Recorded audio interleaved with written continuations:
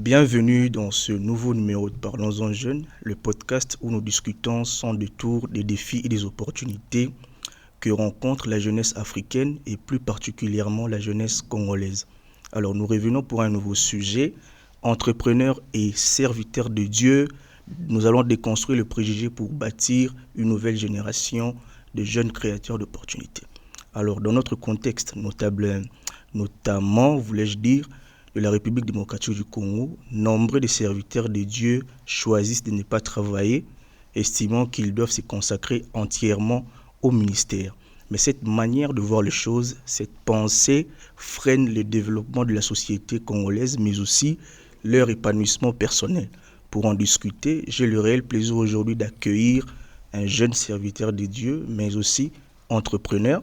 Avec lui, on va essayer de parler des méandres et des contours qui lit ces sujets. Il va nous partager son expérience, sa vision et surtout, il va nous donner ses conseils précieux pour aider un jeune qui veut servir Dieu sans pour autant négliger l'aspect économique.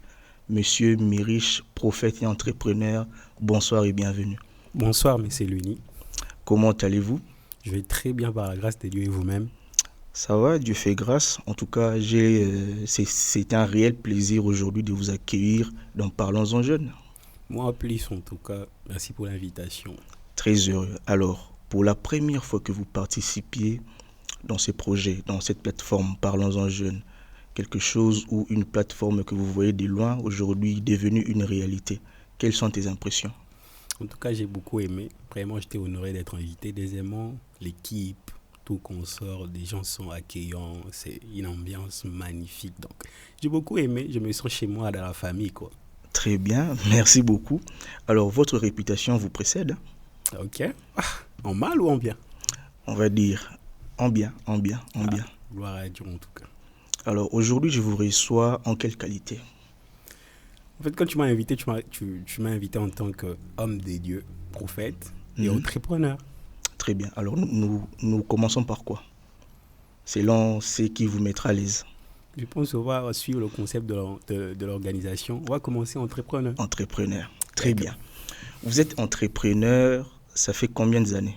En fait, je suis entrepreneur depuis pas mal de temps, depuis au pays d'ailleurs. Si je peux mettre en termes d'années, je peux dire 5 ans. 5 ans. Ouais. Donc 5 ans dans l'entrepreneuriat. Ouais. Alors, c'est quoi votre spécialité pour des personnes, par exemple, qui doivent vous découvrir aujourd'hui?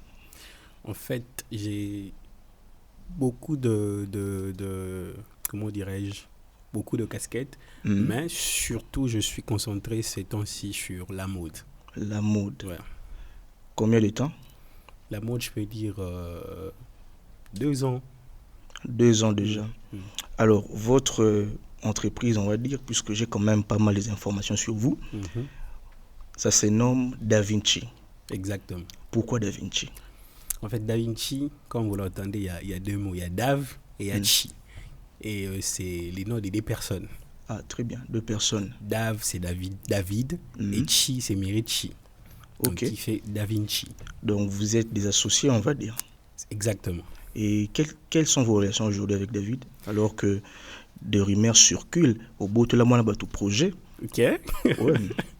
Non, en tout cas, on a des très bonnes relations. Lui, il s'est installé maintenant à Paris, en France. Je le salue d'ailleurs. Il est là-bas pour essayer un peu d'étendre la marque Da Vinci là-bas, quoi. Donc, vous êtes toujours en collaboration. Toujours. Lui, Alors, c'est mon frère. Alors qu'il n'est plus actif sur les réseaux sociaux, nous ne voyons que vous qui publiez des contenus sur votre marque, pardon. Ah ouais. En fait, chaque chose a son temps. Lui, il est trop occupé ces temps-ci. Et vu que moi, j'ai un peu de temps, c'est pour ça que je fais ça. Très bien. En tout cas, je sens ça vient. D'accord. Alors, dis-moi un peu, relate-nous un peu la création de Da Vinci. L'idée était venue d'où? Ah, d'accord, très bonne question. On m'a pas encore posé cette question, je l'avoue. En fait, l'idée, au plus profond de moi, il voulait créer une marque de vêtements. Lui aussi.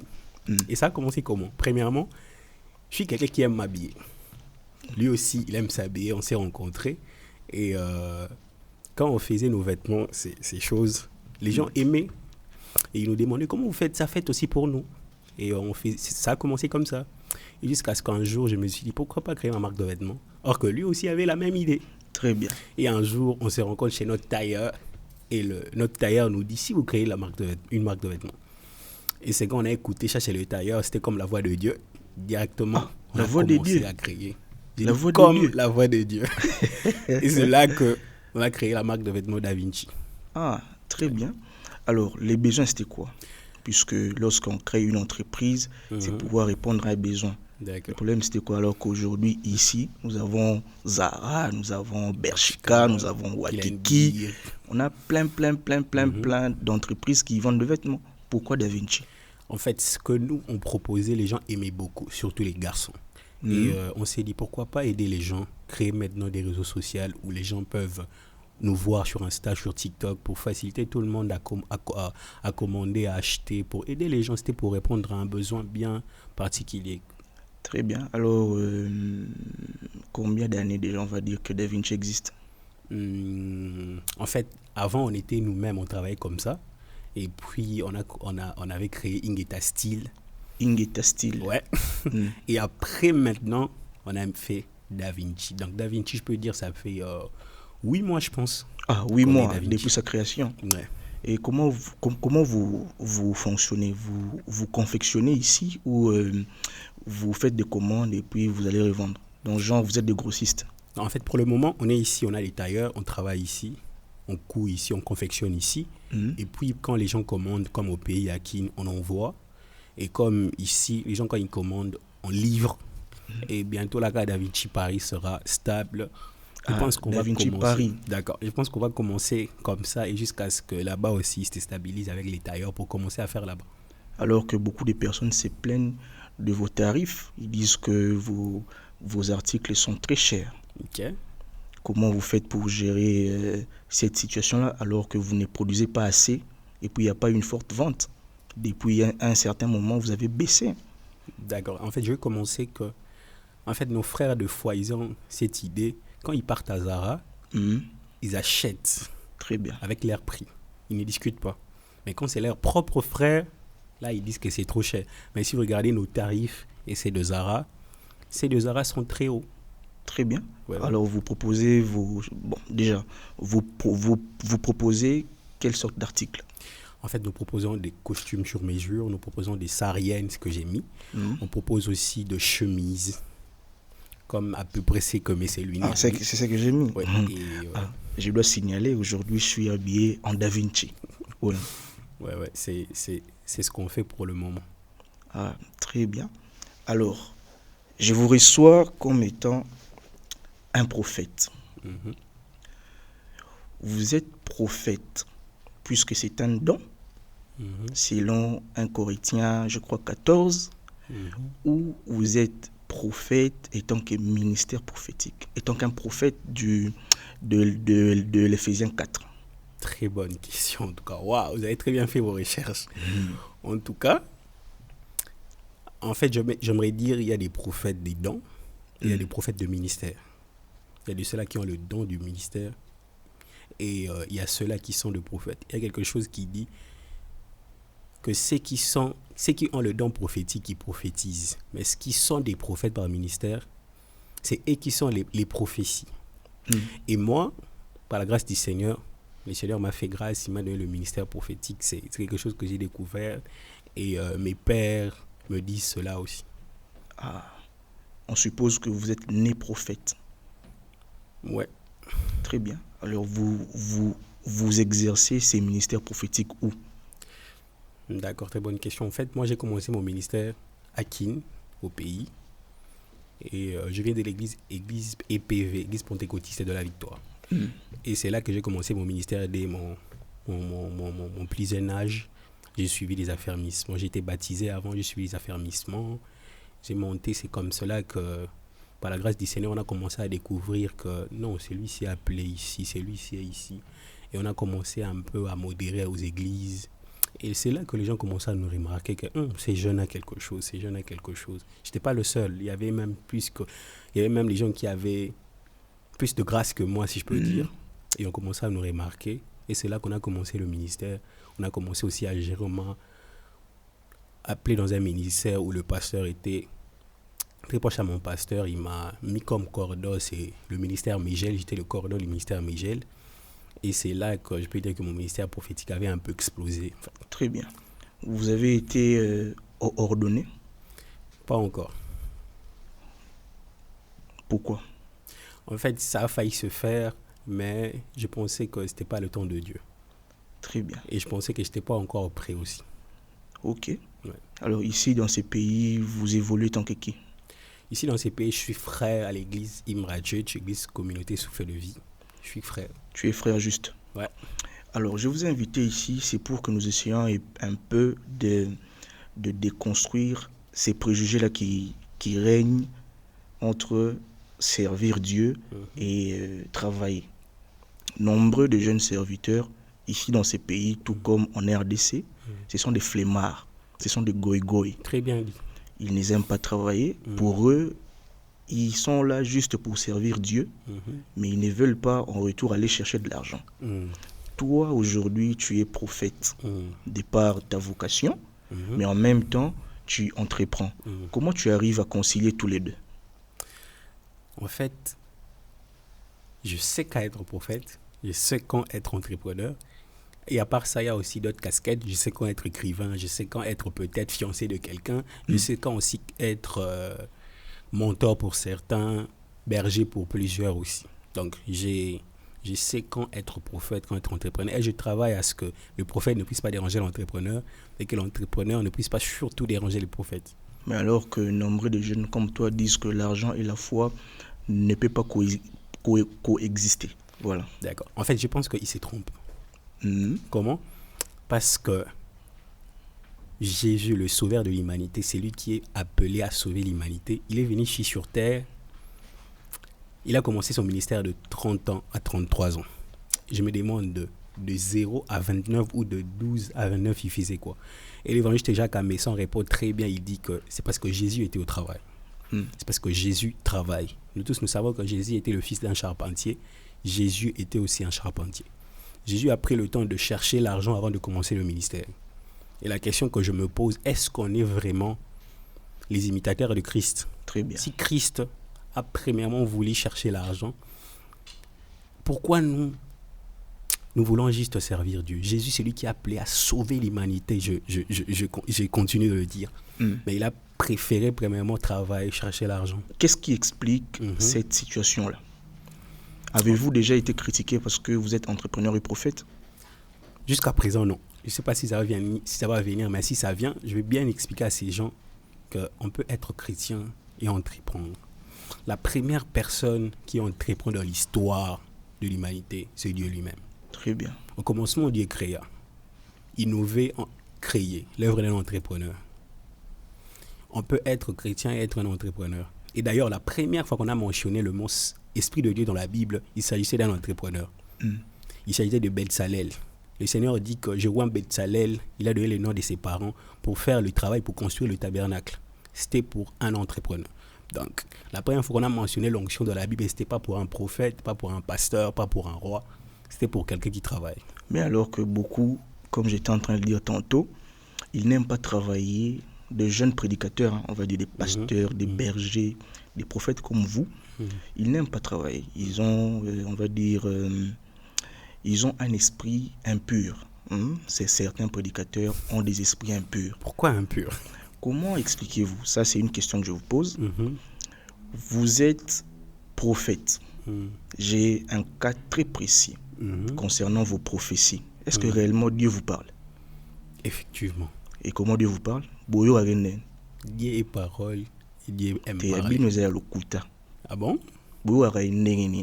Dieu nous parle. La Bible même dit Dieu parle tantôt d'une manière, tantôt d'une autre. Et peut-être que Dieu parle à tout le monde. Peut-être que c'est vous qui ne savez pas que Dieu parle. Ah, frère, comment ça? Dieu parle à tout le monde, mon frère. Est-ce que Dieu vous parle? Oui. Vous, les jeunes prédicateurs, vous. Dieu nous parle.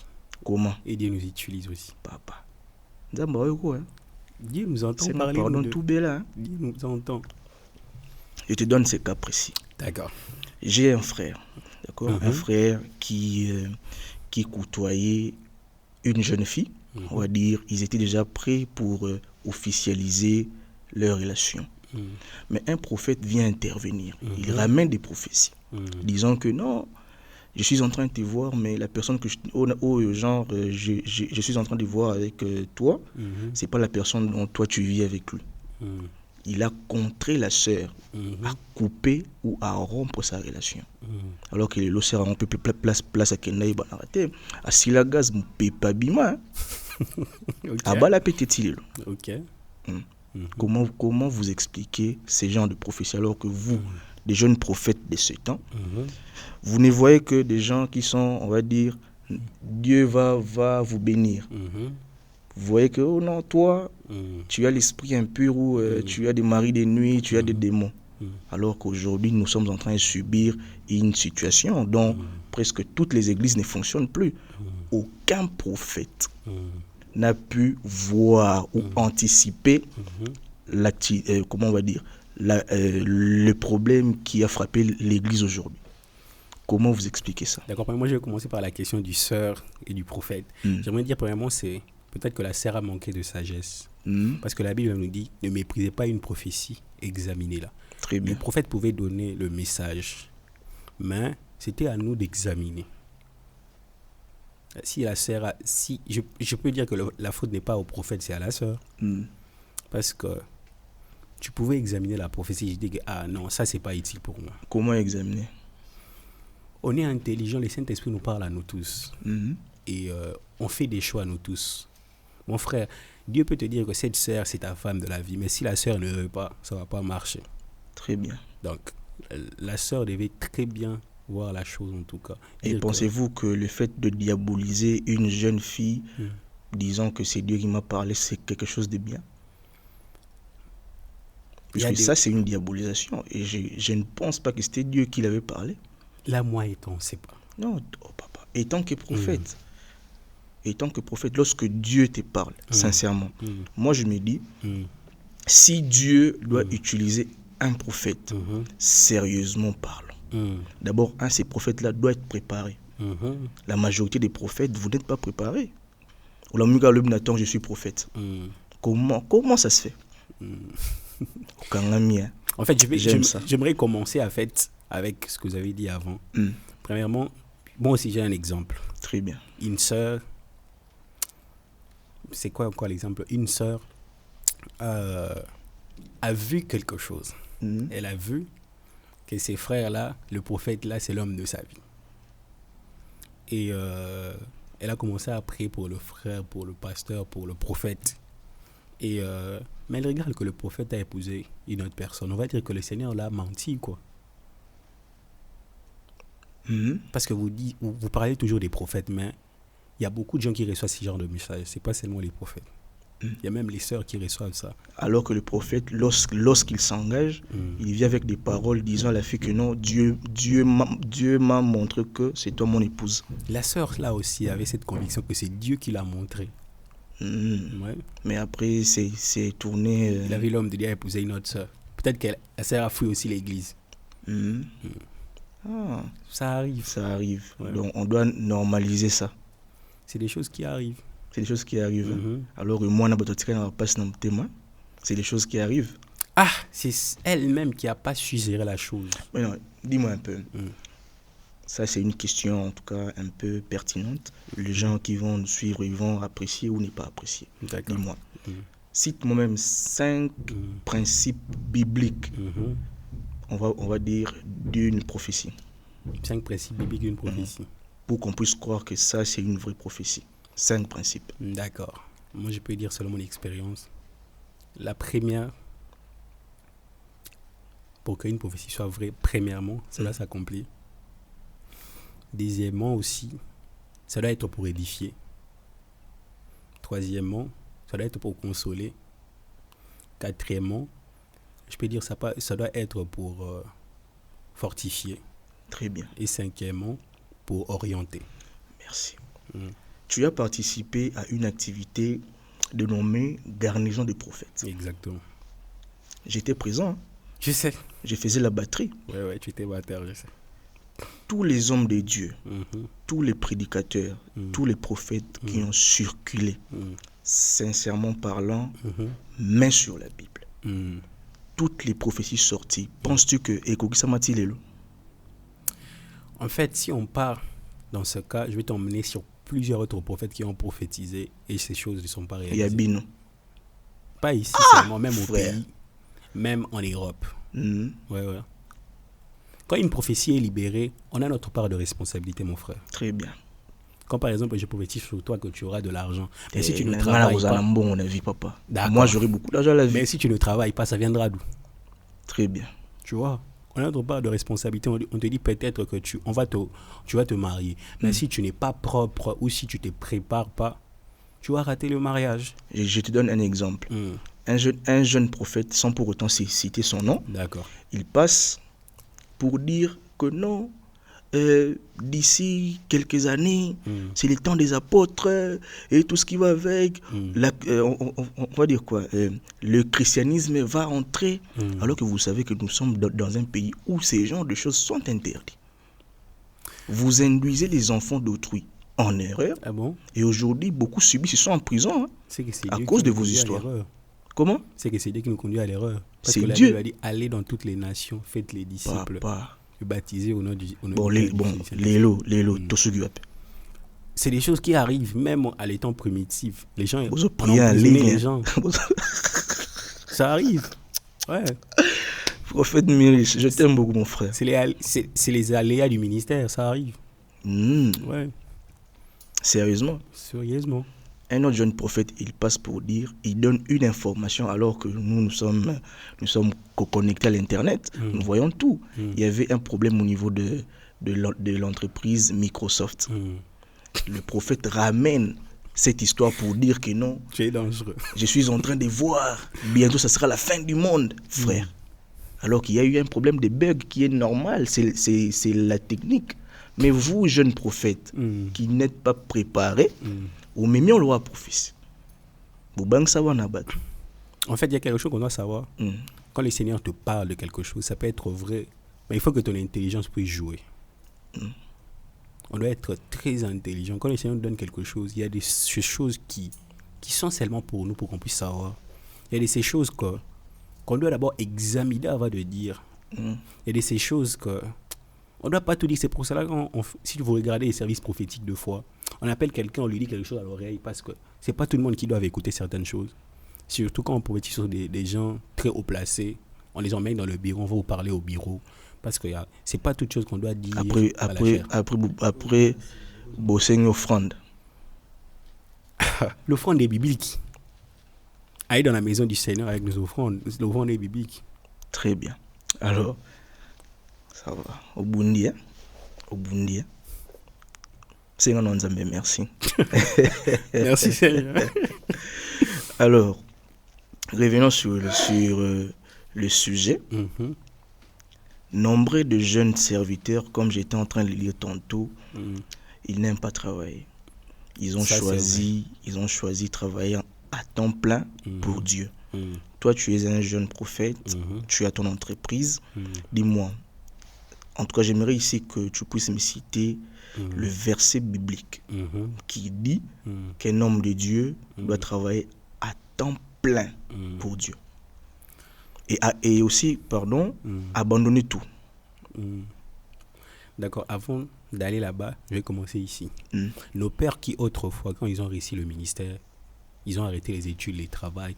Aujourd'hui, ils suivent des cours. Aujourd'hui, ils entreprennent. Parce qu'ils ont compris qu'ils ont commis une grave erreur.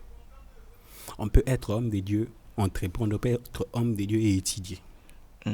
Maintenant, là, ce que je vais dire à mes frères, à l'église, on peut travailler et être des entrepreneurs. On peut travailler et prier. Voilà.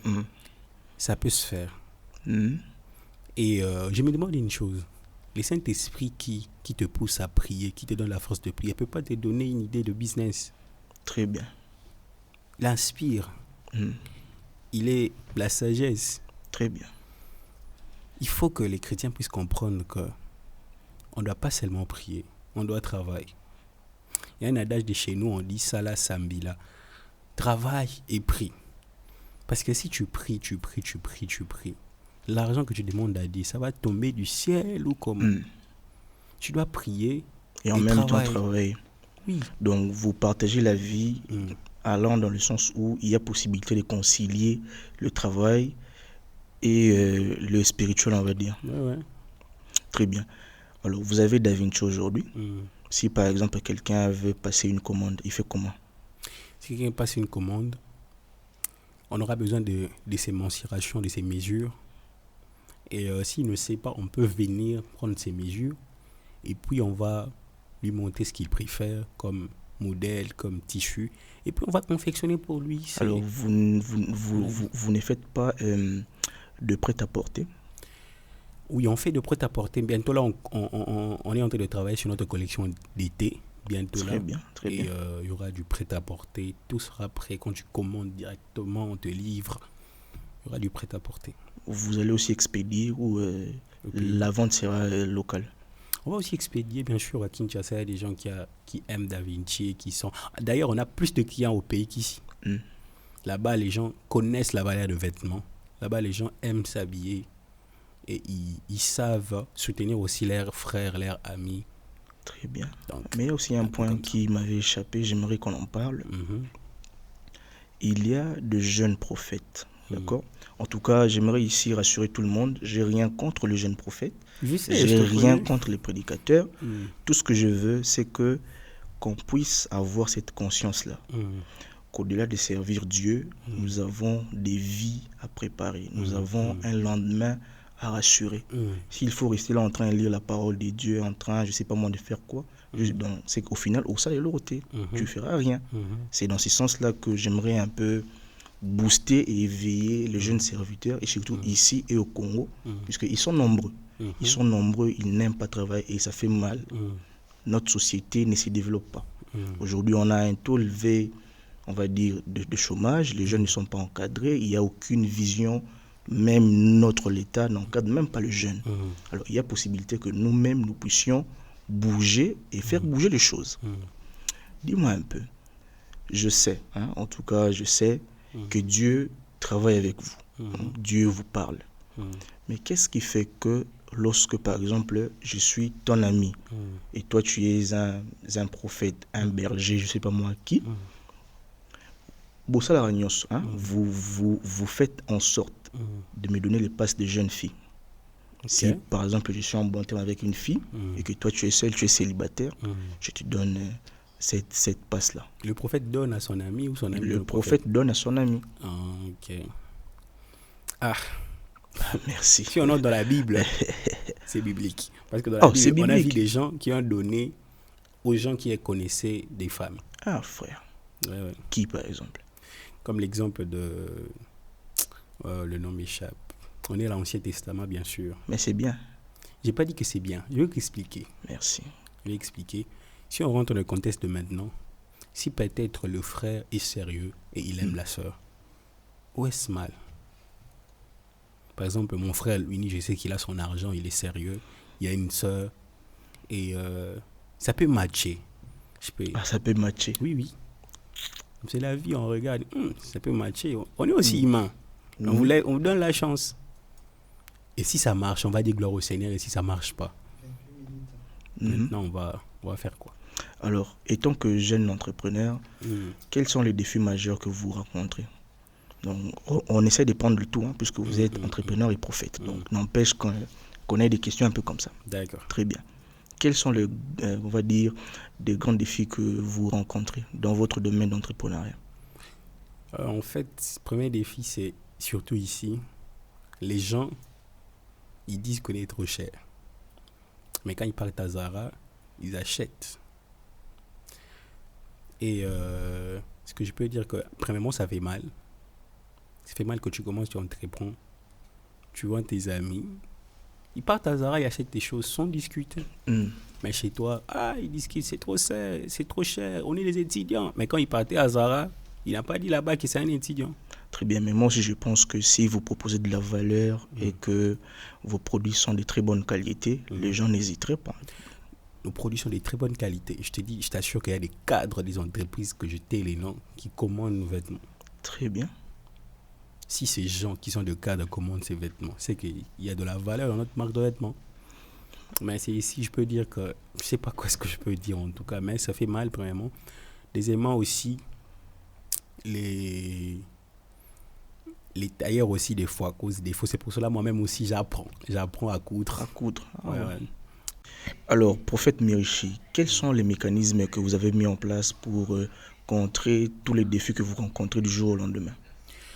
Premièrement, on a écouté les conseils des experts, des gens qui nous ont conseillé, parce qu'il y a des gens qui nous regardent. Oui, oui. Et j'aime souvent écouter les avis des clients surtout, et surtout de ceux qui m'aiment et qui me conseillent. On a écouté ça. Et concernant les tailleurs, j'ai commencé maintenant à travailler avec plusieurs tailleurs pour bien travailler en tout cas, jusqu'à ce que j'ai ma propre équipe. Pour le moment, je travaille avec plusieurs tailleurs en tout cas. Très bien. Alors, est-ce que vous faites des promotions pour la vente de vos produits? Puisque là, il y a comme, on va dire, le constat que moi, personnellement, j'ai fait. Vous ne faites pas trop de promotions. Vous n'êtes pas trop actif. Vous voyez un peu? Quels sont les mécanismes aussi dans ce sens-là pour permettre à beaucoup de personnes de se procurer de vos produits? Ah d'accord. Premièrement, on est sur Instagram, on est sur TikTok, c'est DaVinci officiel. On est aussi sur Facebook. Et allez dans nos pages, vous verrez ce que nous faisons. Et bientôt là, nous préparons notre collection été qui sera très très chaud en tout cas. DaVinci, ces collections été va être formidable. Formidable. Alors dis-moi un peu, le fait d'être un entrepreneur et en même temps prophète, qu'est-ce que cela a apporté dans votre vie? D'accord. Positivement, on va dire, de manière professionnelle et personnelle. D'accord. Très bonne question. Premièrement, je ne dépends pas que des gens qui me soutiennent financièrement. Je peux organiser une activité où moi-même, je peux être le premier investisseur, la première personne qui met du cash pour mon ministère. Donc, mon ministère ne peut pas avoir des freinages à cause de finances. Parce que moi-même, j'entreprends, j'ai l'argent, même si ce n'est pas encore des millions en main. À l'aide du Seigneur, j'aurai des milliards. Vous avez quand même des moyens. J'ai quand même des moyens de faire mes activités moi-même, de louer des salles, tout ça pour la gloire du Seigneur avec mes propres finances. Et je donne quelque chose aux hommes des dieux. Les hommes des dieux doivent intégrer ça. Sinon, jusqu'à 2030, plusieurs ministères vont fermer. Pourquoi? Parce que les hommes des dieux dépendent des fidèles. Une prophétie. On peut dire ça. Parce que les temps deviennent difficiles, surtout à notre pays, à qui on voit comment les choses se passent. Donc, un fidèle dépenser, par exemple, $10 chaque jour donné aux offrandes, c'est coûteux, c'est beaucoup. Mais si nous-mêmes, les hommes des dieux, on se lève, on entreprend, on intègre la culture entrepreneuriale dans nos églises, ça poussera nos frères et sœurs d'aller travailler. Et quand ils travaillent, ils auront de l'argent. Directement, on aura les dîmes. Directement, on aura de l'argent. Donc, l'entrepreneuriat doit être à la base de mission chrétienne. Donc ici, on peut comprendre que ton combat, c'est que le fait d'entreprendre ou de pousser vos fidèles à entreprendre, l'objectif, c'est pour qu'ils vous ramènent des dîmes et des offrandes. C'est pas ça l'objectif. L'objectif est que pour qu'ils puissent subvenir à leurs besoins. Oui. Parce que prier, c'est bien. Travailler et prier, c'est mieux. Au-delà de ça? Au-delà de ça, ils auront de l'argent. Et quand ils auront de l'argent, oui, s'ils veulent participer à l'œuvre du Seigneur. Et la Bible dit, apportez vos trésors à la maison du Seigneur. Oui.